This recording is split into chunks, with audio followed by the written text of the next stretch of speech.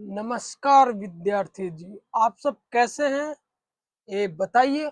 और एक चीज सबसे पहले, फर्स्ट ऑफ ऑल मैं उस विद्यार्थी जी का मैं थैंक यू धन्यवाद करता हूं कि उन्होंने हमें कमेंट कर कर एक चीज नोटिस करके बताएं कि आप सही पढ़ा रहे हैं, हमें समझ में भी आ रहा है, लेकिन जो वीडियो का क्वालिटी वो क्लियर नहीं दिख रहा।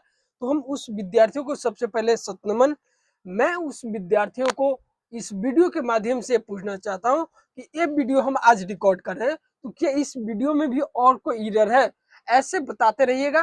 तो देखिए, आज आप बताएं तो हमें कितनी खुशी हुई कि हमसे एक गलती हो रहे हैं यहाँ पे कि वीडियो क्लियर नहीं आ रहा है बोर्ड पर। तो आज हम वही करने के लिए नाइट में रिकॉर्ड करें। देखिए, बात ये है ना कि फोन है 4G। 4G का कैमरा है उतना साफ नहीं और स्टोरेज भी है नहीं, कैमरा भी उतना टॉप है। तो इस थोड़ा सा क्वालिटी लो हो सकते हैं, हम ये मानते हैं। स्टोरेज भी नहीं है तो इससे ज्यादा वीडियो लंबे नहीं होते। 20 से 25 मिनट के वीडियो बनाने के लिए हमें कई सारे वीडियो डिलीट करने पड़ते हैं, ऐप डिलीट करने पड़ते हैं, और यही कारण है। और कैमरा है ना, जो कैमरा एकदम पूरा लो क्वालिटी का है, जिससे वीडियो उतना क्लियर कैप्चर नहीं कर पा रहे हैं। तो इसके लिए खेद है। कभी हम इस पर काम करें, अगर कुछ पैसा हो जाते हैं तो हम अच्छे फोन खरीद कर उससे लाइव वीडियो रिकॉर्ड करेंगे। हो सके तो अब लाइव ही लेके आएंगे। लाइव नहीं लेके आने के कारण है कि जो बीच में फंसने लगता है, तो फंसने के चलते हम अभी लाइव नहीं आ रहे। जब कुछ अभी तो फोन ही अच्छा नहीं है, तो जब अच्छे हो जाएंगे तो हम लाइव भी आएंगे। तो खैर वो छोड़िए क्वालिटी वालिटी, लेकिन हम आपसे ये पूछ रहे हैं कि आप प्ले लिस्ट में जाकर कई वीडियो को देखिए। एक इंग्लिश का है, इंग्लिश के एक वीडियो है, वो हम नाइट में ही शो किए थे। उस वीडियो पर वो विद्यार्थी जी से बोल, वो वीडियो को देखिएगा। एक है 8 नंबर पक्का करे और 5 नंबर पक्का करे, ऐसे करके 3-4 वीडियो है। वो वीडियो को देखिए, क्योंकि वो सारे वीडियो नाइट में ही शो किए हैं, रात में। तो वो वीडियो अच्छे लगते हैं कि नहीं, और अच्छे लगते हैं ये भी बताइएगा। और उससे 20 मार्क्स पक्के कर लीजिएगा।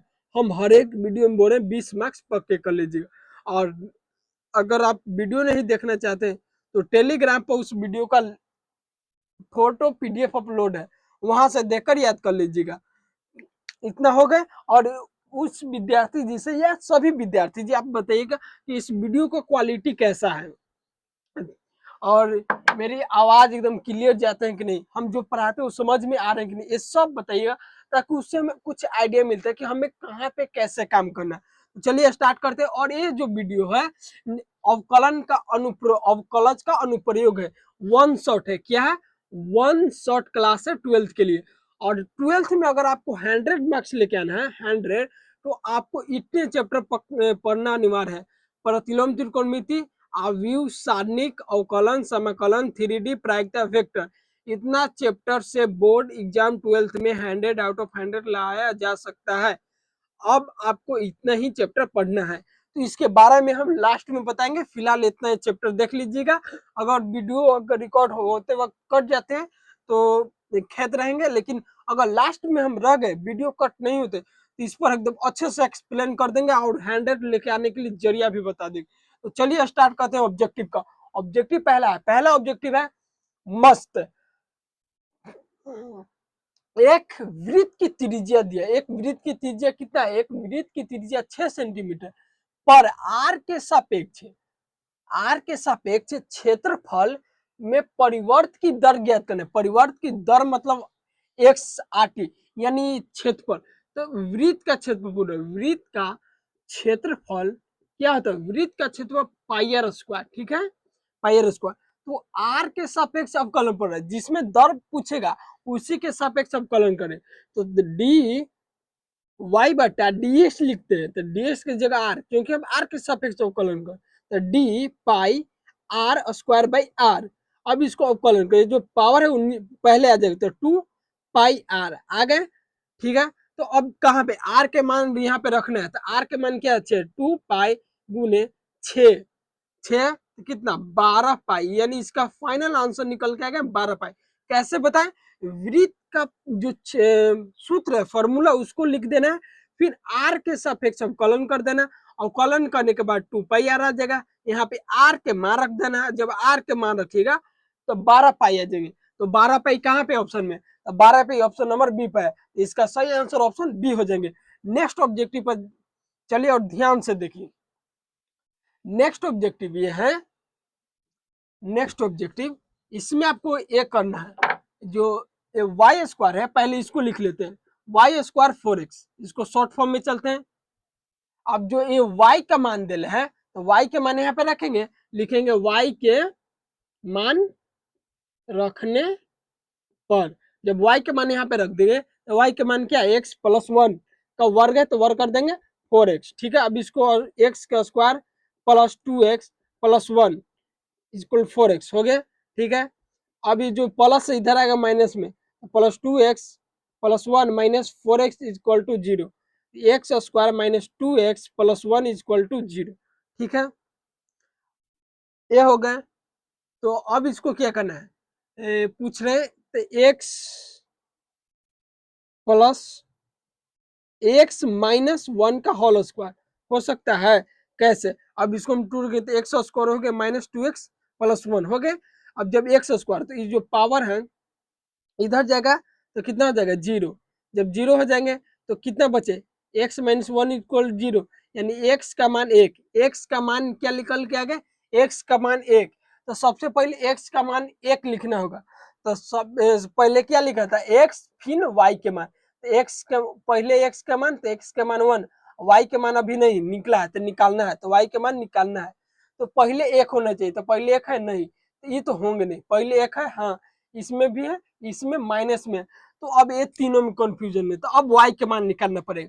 तो अब हम क्या करेंगे, x के मान रखेंगे यहाँ पे, x के मान कहाँ रखेंगे यहाँ, तो y के मान कितना दिला, y equal to X plus 1, तो x का मान कितना निकाला, x का मान है 1, जब x का मान 1 है तो x की जगह 1 रख देंगे, 1 प्लस 1, तो y के मान 2, यानी अतः x कोमा y जो ऐसे लिखा था इसका मान कितना है, x का मान 1 और y का मान 2, यानी इसका जो फाइनल आंसर निकल गया है प्लस 1 है प्लस 2 होना चाहिए, प्लस 1 है माइनस 2 तो ये होंगे नहीं, इसमें माइनस 1 है प्लस 2 तो ये होंगे नहीं, दोनों प्लस में होने चाहिए। देखिए ध्यान से, और हम ये आपको ऐसे नहीं बताइए, इसको हम सॉल्व करके ट्रिक भी निकाल रहे हैं।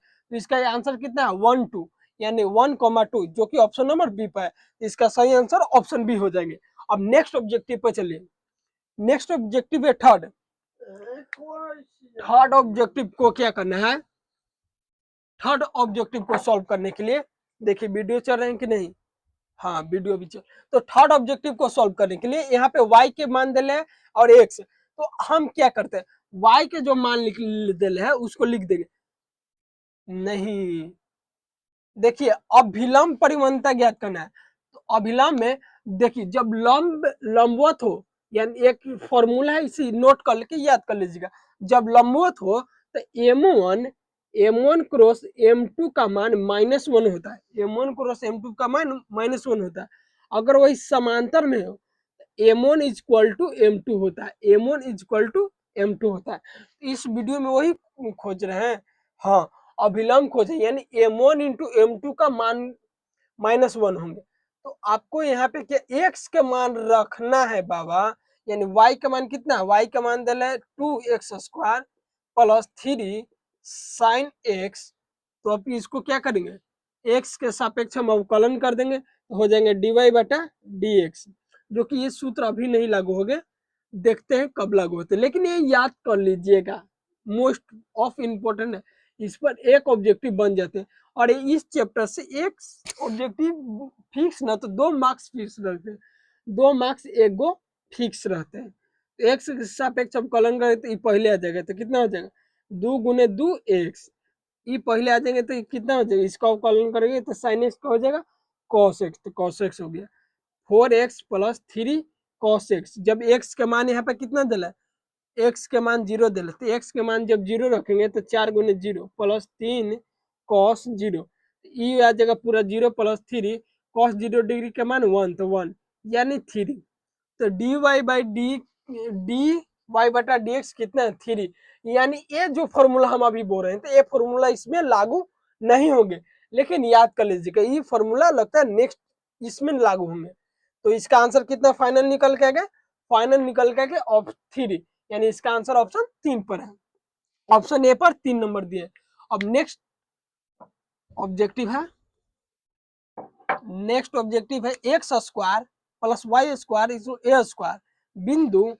बिंदु x1 y1 पर स्पर्श रेखा का समीकरण ज्ञात करना। तो इसका समीकरण ज्ञात करना तो ये डायरेक्ट होते हैं x1 x2 plus y1 y into y1 ए स्क्वायर, इसका डायरेक्ट फॉर्मूले ही होते हैं। तो इसका डायरेक्ट फॉर्मूला कहाँ पे दिए, इसका direct formula option number D पर है। तो इसका सही आंसर ऑप्शन डी हो जाएंगे। अब नेक्स्ट ऑब्जेक्टिव आइए, वक्र है x equal to T square. Next objective में क्या दिया, नेक्स्ट ऑब्जेक्टिव में दिए गए हैं वक्र है, वक्र करना है, वक्र का मान कितना है, T equal to T square plus 3t minus 8 है, ठीक है। अब y के मान दिल है 2t square minus 2t minus 5, ठीक है। अब बिंदु 2 और 3 है, तो अब इसको हम क्या करेंगे, t के सापेक्ष अवकलन कर देंगे, तो dx बटा dt हो जाएगा। तो पहले हम इसको शॉर्ट में कर देते हैं, दो पहले आ जाएंगे तो कितना 2t प्लस इसको क्या हो जाएगा 3 केवल, ये तो 0 है तो इसका मान इतने निकल के आ गया। अब इसको t के सापेक्ष अवकलन करेंगे तो dy बटा dt, ठीक है। तो इसको अवकलन करेंगे तो 4x, ये 2 गुने दो पहले आ जाएगा तो 2, एक कम करके लिखेंगे तो t माइनस इसका आ जाएगा 2, ये 0, तो कितना 4t माइनस 2 निकल के आ गए। अब हमें ज्ञात करना है क्या, समीकरण ज्ञात करना है, तो ये डी वाई बटा डी एक्स होते हैं, ठीक है। D Y by D X ज्ञात करना है, तो डी वाई बटा डी टी बटा डी एक्स बटा डी टी, ये दोनों कट जाएंगे तो D Y by D T का मान कितना आ जाएगा 4t माइनस 2 बटा 2t प्लस 3, ठीक है। ए आ गए। तो इसमें x का पहले क्या रखना है, पहले x के मान, जब हम x के मान रखेंगे यहाँ पे तो कितना निकल के आएगा, x का मान जब हम यहाँ रखेंगे कितना 2, जब यहाँ पे x का मान हम 2 रखेंगे तो निकल के आ जाएगा 4 प्लस 2 से गुना कर तो 6 माइनस 8, कितना आ जाएगा 10 माइनस 8 यानी 2, ठीक है। इसका मान 2। जब हम y में मान रखेंगे -1, जब y में हम मान रखेंगे -1 तो इसका आंसर कितना आ जाएगा 2 माइनस माइनस प्लस 2 माइनस 5 यानी 4 माइनस 5 कितना -1, इसका निकल के आएंगे। एक का आ जाएगा कितना 2, एक का -1, ये दोनों से आंसर निकल रहे तो नहीं। अब m1 बटा m2 निकालना क्या है, समीकरण, स्पर्श रेखा का समीकरण। तो जो इसका आंसर निकल के आ रहे हैं कितना,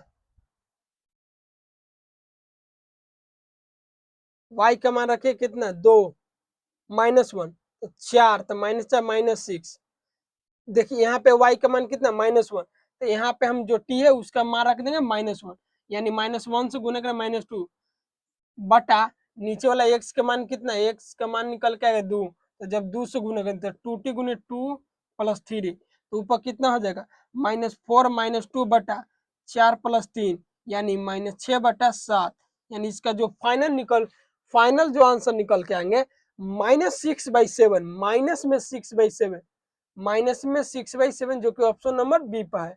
ये प्लस में तो प्लस वाला नहीं होंगे, ये माइनस में है, तो इसका आंसर ऑप्शन बी हो जाएंगे। और नेक्स्ट ऑब्जेक्टिव है, इसमें ऑब्जेक्टिव बहुत कम पूछे जाते हैं, बहुत ही कम, बाई चांस एक आध गो पूछ दिए तो ठीक है, न तो इस चैप्टर से ऑब्जेक्टिव नहीं आते, लेकिन 2 मार्क्स के लिए फिक्स रखते हैं।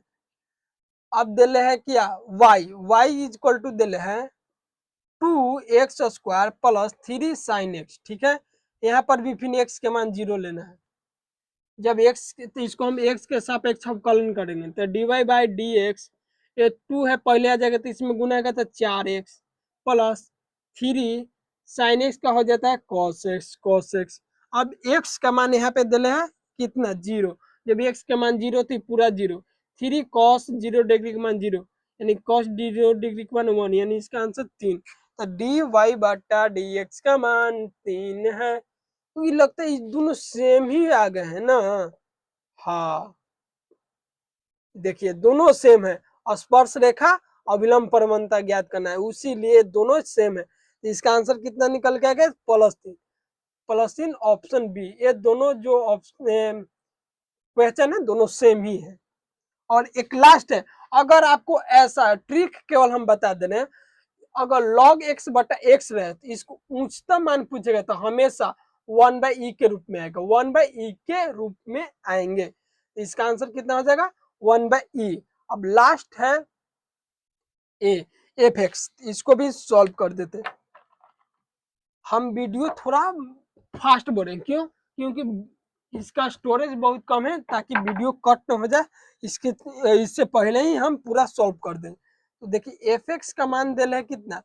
3 sin x plus cos x का महत्तम मान। तो हम कितना चलेंगे? x के सापेक्ष अवकलन कर देते, तो √3 sin x का हो जाएगा cos x का माइनस में sin x। अब x का मान महत्तम करना है, तो ये ऐसे नहीं निकलते हैं। कैसे निकलते हैं? जो f का मान दिए हैं, तो f' x √3 sin x plus